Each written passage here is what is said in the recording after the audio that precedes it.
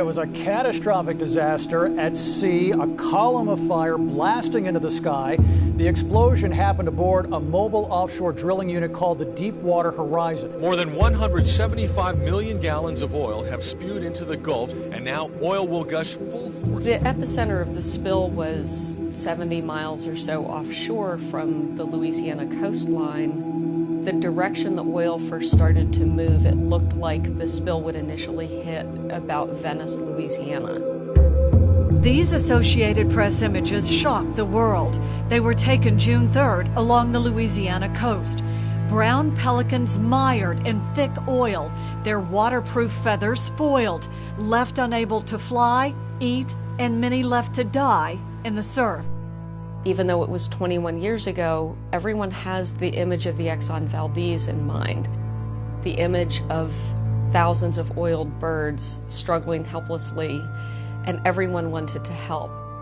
Your government will do... It was very clear that the eyes of the nation were going to be on this disaster. We took that very seriously and knew that we needed to develop a plan quickly.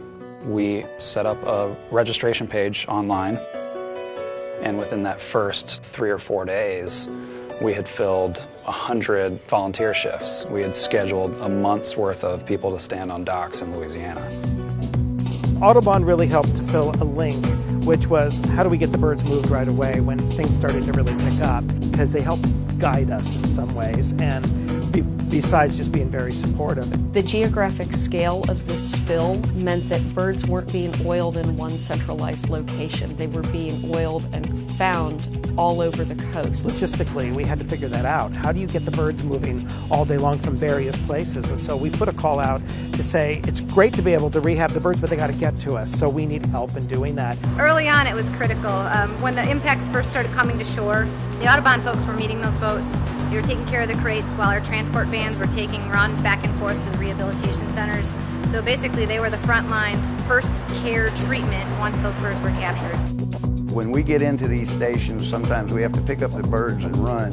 And by having the volunteers there, we have somebody that's in place to take care of the birds until we can get back and pick them up and bring them to the stations. This is where Audubon played a tremendous role in my life right now at this time and moment to give me the opportunity to help. And I think it essentially lowered the stress level that allowed some of them to actually make it all the way to the rehab centers and then through the process to hopefully the release. So the quick capture, transport, and stabilization of the birds means their survivability, and that worked really well. We have to say we've had over 1,600 birds here in Louisiana. So far we've released 60-70% of those, which has been really good.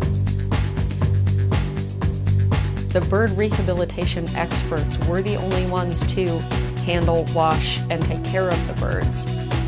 The role for Audubon volunteers, though, was to help keep those birds safe in the transport effort, and that was a very critical role also.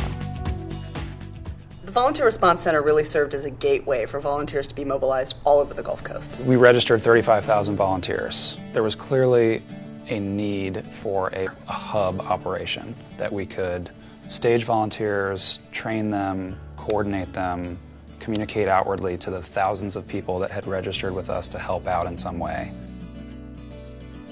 There were several programs that were born out of this spill for Audubon. The Coastal Bird Survey gave us the opportunity to be able to post citizen scientists, volunteers all over the Gulf Coast to be able to monitor a stretch of beach where they could be able to report back data. So across the Gulf Coast, we have volunteers out monitoring birds. In Mississippi and Alabama, we have the Coastal Bird Survey. In Louisiana, we have an oil bird monitoring program. In the Florida Panhandle, we recently plugged volunteers into their shorebird monitoring program. And that data is so vital to monitoring these bird populations.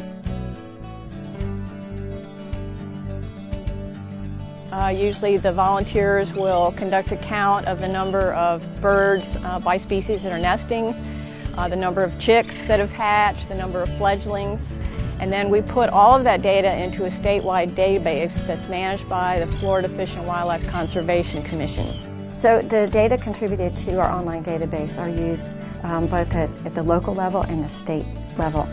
It's the information that allowed us to know where the birds were so that we could try to protect them during the response to the spill. There's so many birds that have died as a result of the oil spill. What we hope is that We can, with the use of beach stewards, boost the productivity of these colonies here and offset some of the losses. Well, Florida was very, very fortunate because it was not impacted as much as some of the other states by the oil spill. However, it did reach some of our pristine beaches along the Panhandle. The birds use this area for nesting and breeding.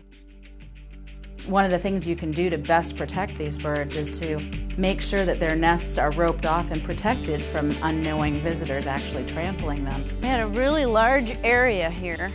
This whole area was roped off, and we had about 300 to 350 nests of least terns, and there was quite a few Wilson's plovers and snowy plovers.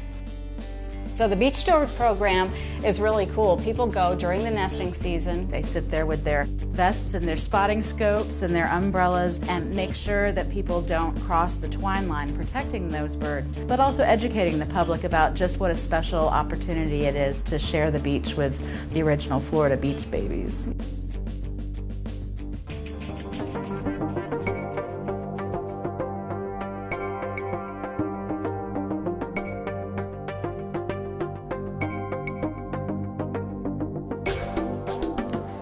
I got about 21 semi-palm plovers on the upper part. I didn't try. So, I think one of Audubon's desires in this whole process was to have an independent scientific analysis of the impacts of the spill. It's important that our Audubon science team is out there collecting the valuable data that we're going to need for our own independent analysis of the true impacts of this event.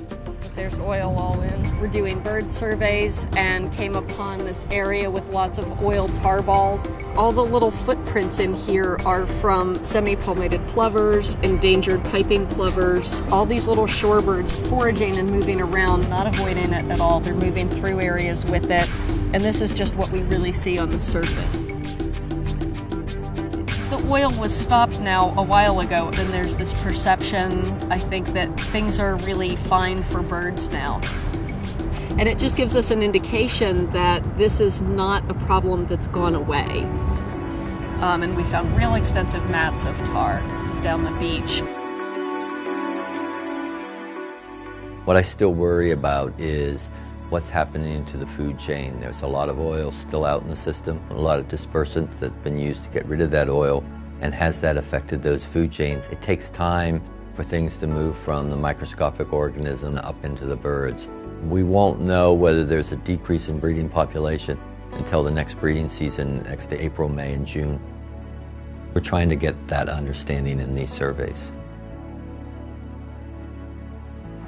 So all of this data that our scientists are gathering, that volunteers are helping us gather as well, will inform Audubon's conservation efforts going forward. The birds can come back from this oil spill if they have good habitat that provides them with food, places to rest, adequate shelter, and places to breed and reproduce more young.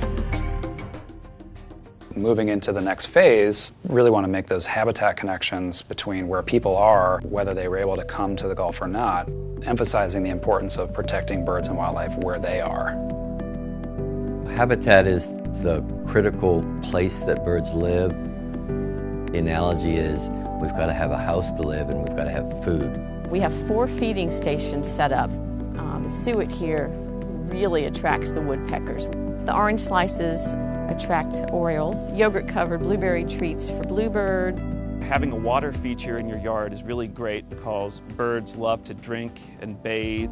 I was really ready to run down to the Gulf. I mean, I called up one of my friends and said, Adam, I can be down there on the Gulf, in 2 days.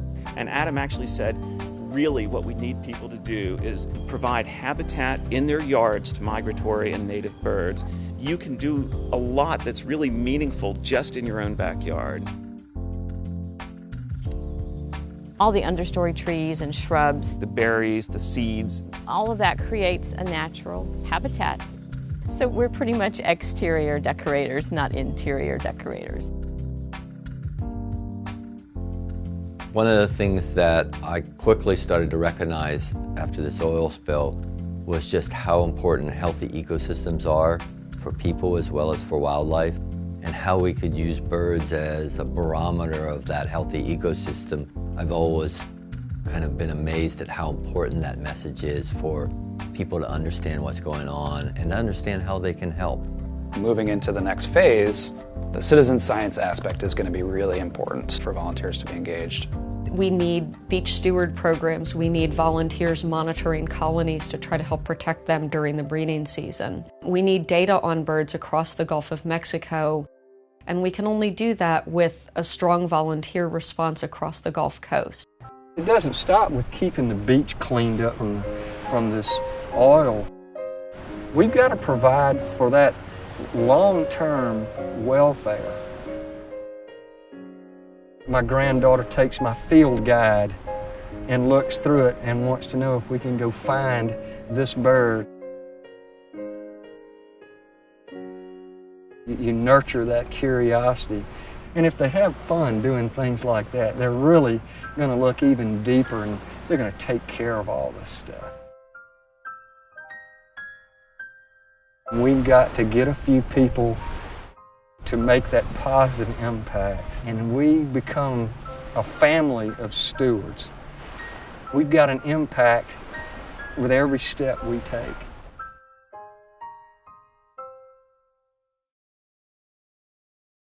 We're moving into more of a long-term response phase. We're seeing birds that were oiled be released onto habitats that look cleaner. The young are being raised and fed right now in a way that they can learn to become independent very soon. The most important thing is the long-term health of the habitats in the Gulf region.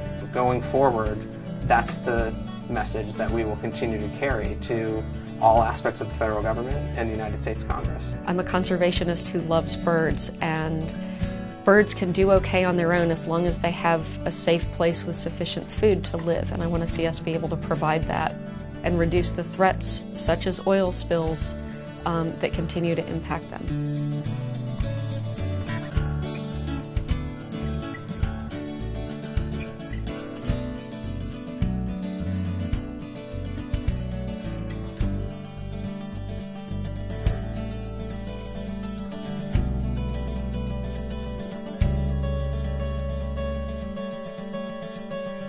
Mm-hmm.